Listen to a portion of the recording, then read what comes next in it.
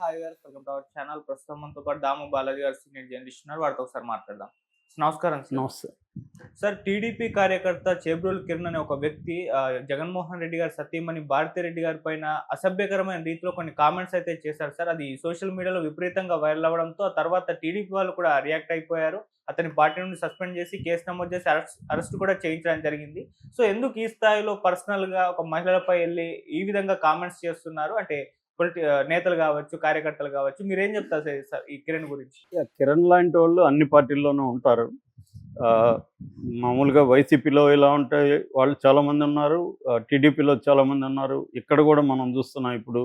ఒకప్పుడు తెలంగాణలో ఈ స్థాయిలో ఉండేది కాదు. ఈ కాంగ్రెస్ వచ్చిన తర్వాత బీఆర్ఎస్ సీరియస్‌గా తీసుకునింది సోషల్ మీడియాని. దాంతో ఇక్కడ కూడా అదే విధంగా బూతులు తిట్టుకోవడం, ఇక్కడ కూడా అరెస్టులు ఇవన్నీ కామన్.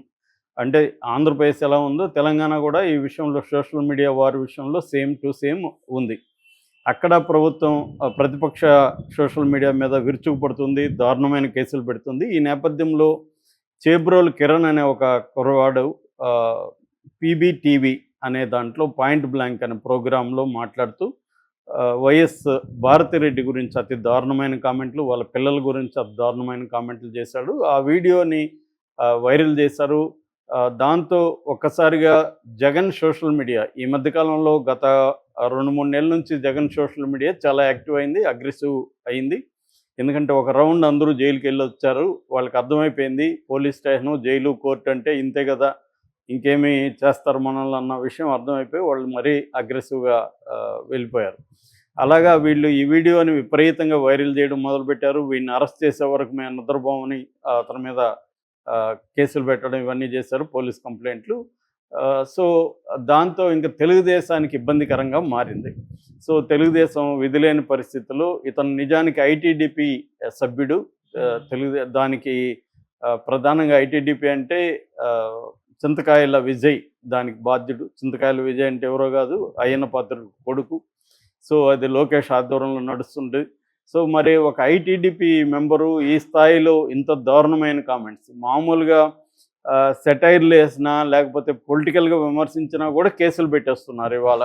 అలాంటిది ఇతను పర్సనల్గా భారతిరెడ్డి గురించి ఇంత దారుణంగా మాట్లాడితే ఎందుకు అరెస్ట్ చేయట్లేదు అన్న ఒక సీరియస్ ఇదైతే వచ్చింది. దాంతో విధి లేని పరిస్థితుల్లో అతని దగ్గర ఫస్ట్ సారీ చెప్పారు, సారీ చెప్పించారు. సారీ చెప్పి భారతి గారు నేను ఆవేశంలో మాట్లాడాను, మీకు కాలు పట్టుకుంటా, నన్ను క్షమించండి అన్నట్టుగా ఒక వీడియో చేసి మళ్ళీ దాన్ని వైరల్ చేశారు. అయినా కూడా వీళ్ళు శాంతించలేదు. అంటే మేము సారీ చెప్తే మమ్మల్ని వదులుతున్నారా మీరు? లేదు కదా, మమ్మల్ని కేసులు పెట్టి జైల్లో పెడుతున్నారు. For example Posani Krishna Murali sorry చెప్పేసి నేను ఎవరి జోలికి రానని రాజకీయాల నుంచి విరమించుకున్నా కూడా అతను వదలలేదు కదా మీరు, ఇతన్ని మాత్రం ఎలా వదులుతారని మళ్ళీ ట్రోలింగ్స్ పెరిగాయి. దాంతో ఇతని మీద కేసు పెట్టారు గుంటూరు పోలీసులు. మంగళగిరి పోలీస్ స్టేషన్లో ఇతని కేసు పెట్టి నల్లపాడు తీసుకెళ్లారు. ఇతని మీద సెక్షన్లు కూడా నాన్ బెయిలబుల్ అండ్ కాగ్నిజెంట్ సెక్షన్లు, అంటే వితౌట్ కోర్టు పర్మిషన్ అరెస్ట్ చేయొచ్చు, అట్లాగే బెయిల్ కూడా తనకి రాదు. బిఎన్ఎస్ 79 పెట్టారు, అంటే మహిళల్ని కించపరిచే సెక్షను. 196 పెట్టారు, వివిధ వర్గాల మధ్య గొడవలు పెట్టడం. 353 అనుచిత వ్యాఖ్యలు చేయడం. 61 నేరపూరిత కుట్ర, క్రిమినల్ కాన్స్పిరసీ. 111 అనేది ఈ మధ్య వైసీపీ వాళ్ళ మీద విపరీతంగా పెడుతున్నారు. దీన్ని కూడా మన పోసాని మీద కూడా పెట్టారు, నేను చెప్పాను కూడా. 111 అనేది ఏంటంటే ఆర్గనైజ్డ్ క్రైమ్ సిండికేట్లో మెంబర్ కావచ్చు, ఆర్గనైజ్డ్ క్రైమ్ సిండికేట్ మెంబర్కి ఆశ్రయం ఇవ్వచ్చు, లేదా ఆర్గనైజ్డ్ క్రైమ్ నుంచి వచ్చిన డబ్బుల్ని తను తీసుకొని ఉండొచ్చు. అలాంటి సెక్షన్ని 111 బిఎన్ఎస్ అంటారు. ఈ మధ్యకాలంలో బాగా మిస్యూజ్ అవుతున్న సెక్షన్ ఇదే అనమాట. తెలంగాణలో అయినా అక్కడైనా జర్నలిస్టుల మీద కూడా, ఈ తెలంగాణలో కూడా మొన్న అరెస్ట్ చేసిన 2 మహిళా జర్నలిస్టుల మీద కూడా ఈ సెక్షన్ పెట్టారు. ఈ సెక్షన్ ఎందుకంటే ఈ సెక్షన్ వచ్చి non bailable and cognisable. Cognisable అంటే కోర్టు పర్మిషన్ అవసరం లేకుండా అరెస్ట్ చేయొచ్చు, నాన్ బెయిలబుల్ అంటే దాంట్లోనే ఉంది కదా బెయిల్ రాని పరిస్థితి.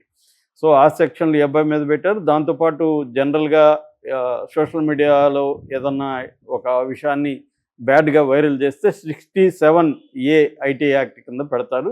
ఇది కూడా పెట్టారు. అంటే అబ్బాయికి త్వరగా అయితే బెయిల్ రాదు మామూలుగా అయితే. కానీ మరోవైపు చూస్తే తెలుగుదేశం వాళ్ళు ఈ అబ్బాయి పట్ల సాఫ్ట్ కార్నర్తో ఉన్నారనేది అర్థమవుతుంది.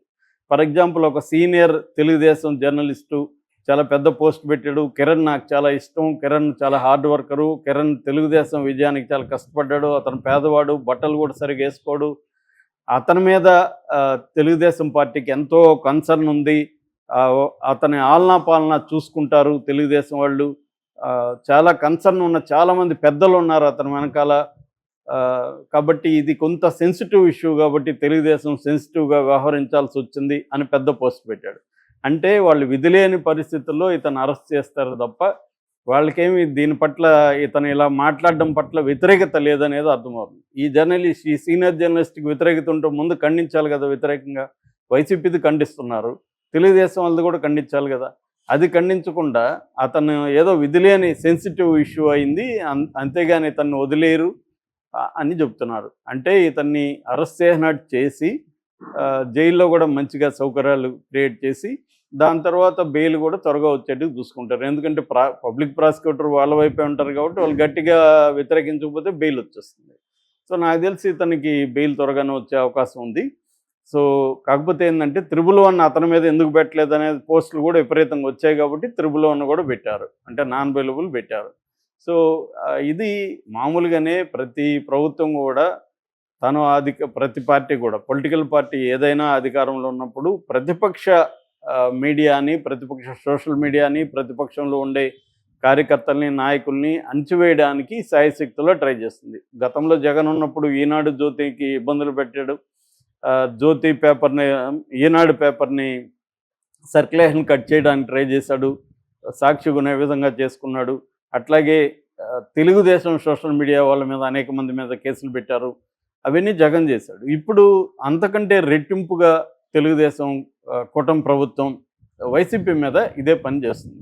మళ్ళీ ఇప్పుడు ఆల్రెడీ జగన్ అంటున్నాడు మేము వస్తే బట్టలు ఊడదీస్తాం ఇంకోటి అంటున్నాడు, మళ్ళీ జగన్ వస్తే అది ఇంకా పెంచుతారు. ఇలాగా వీళ్ళు ఏంటంటే పరస్పర ప్రతీకార చర్యలు, వెంజన్స్లోకి వెళ్తూ ప్రజల కేంద్రంగా ఉండాల్సిన పరిపాలనని పక్కన పెట్టారు. అంటే పీపుల్ సెంట్రిక్ ప్రభుత్వం అనేది పోయి రివెంజ్ సెంట్రిక్ ప్రభుత్వంగా మారిపోయింది. ఏ పార్టీ ఉన్నా ఇక్కడ మినహాయింపు ఏ పార్టీ లేదు, ఇక్కడైనా అంతే. ఇక్కడ కాంగ్రెస్ కూడా ప్రధానంగా ఏం చేస్తుంది, పీపుల్ సెంట్రిక్ అనే పాలిటిక్స్ పక్కన పెట్టేసి తనకి వ్యతిరేకంగా, తనని ఎవరు వ్యతిరేకించినా, తన పాలసీలని తనని ఎవరు వ్యతిరేకించాలనో వాళ్ళని ఐడెంటిఫై చేయడం, వాళ్ళని ఏదో రకంగా ఇబ్బందులు పెట్టడం, కేసులు పెట్టడం, అరెస్ట్ చేయడం అనేది రేవంత్ రెడ్డి ప్రభుత్వం కూడా చేస్తుంది. లేటెస్ట్గా హైదరాబాద్ సెంట్రల్ యూనివర్సిటీ విషయంలో కూడా మనం చూసాం. ఇది సెంట్రల్ గవర్నమెంట్ కూడా అదే చేస్తుంది, ఏ ప్రభుత్వం అదే చేస్తుంది. మొన్న అక్కడ కూడా ఒక కమెడియన్, స్టాండప్ కమెడియన్ ఒక వీడియో పెడితే ఆ వీడియో చేసిన వాళ్ళ మీద కూడా, ఆ వీడియో చూసిన వాళ్ళ మీద కూడా కేసు పెడుతున్నారు. అంటే మహారాష్ట్రలో ఏ స్థాయిలో ఇవాళ ఇంటాలరెన్స్, అంటే సహనం అనేది లేకుండా పోయిందో. ఒకప్పుడు నెహ్రూ మీద కూడా ఘోరమైన కార్టూన్లు వేసేవాళ్ళు, ఎన్టీఆర్ మీద ఎలా వేశారో మనంతో చూసాము. ఆ స్థాయిలో రాజకీయ నాయకుల మీద సెటైర్లు కానీ కామెడీలు అనేవి ఎప్పటి నుంచో ఉన్నాయి. కానీ ఇప్పుడు ఒక చిన్న జోక్ వేస్తే కూడా అతన్ని అరెస్ట్ చేయడమే కాకుండా అతను